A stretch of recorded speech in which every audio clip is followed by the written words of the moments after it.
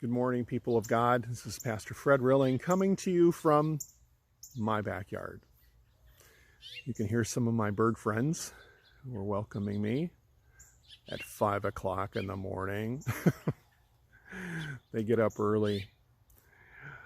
But by now, I would have been in the building at St. John's, opening the doors, letting people in, talking to folks, seeing people that I hadn't seen for a while, seeing people that I'd seen every week, and meeting some new people that I've never met. Normally that's what I'd be doing at this time, but I'm not. I'm in my backyard.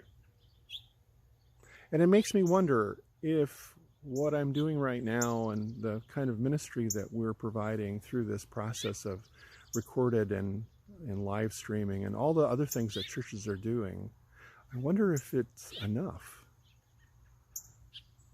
I wonder, it doesn't feel like enough, that's for sure. It makes me feel like maybe I'm not doing enough, or more to the point, that I am not enough. Have you ever felt that way? Have you ever felt like you are not enough? That what you have, what's needed, is just not enough? Well, if you have, then you're in good stead with the disciples.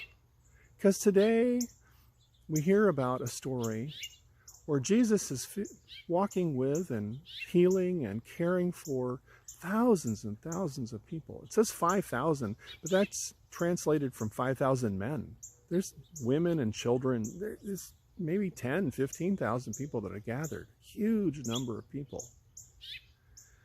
And all of these people gather, and Jesus is healing and teaching and caring and curing, and all of a sudden the disciples kind of notice, well, it's getting a little late. Maybe they need to go so they can get some food.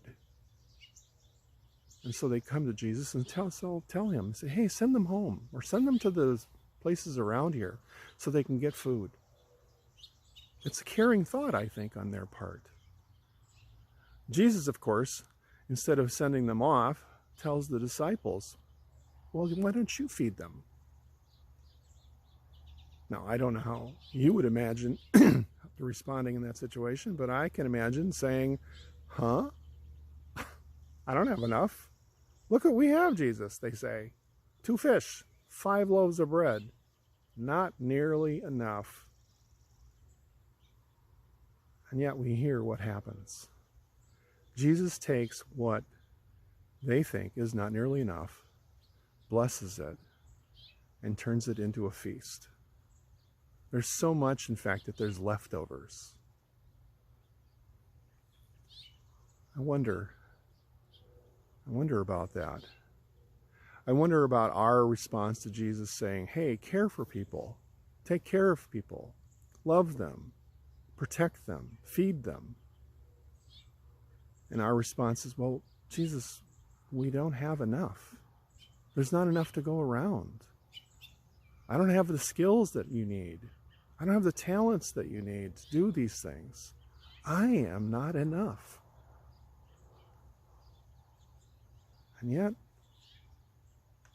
Jesus does something miraculous, not only with fish and bread, but with you, people of God.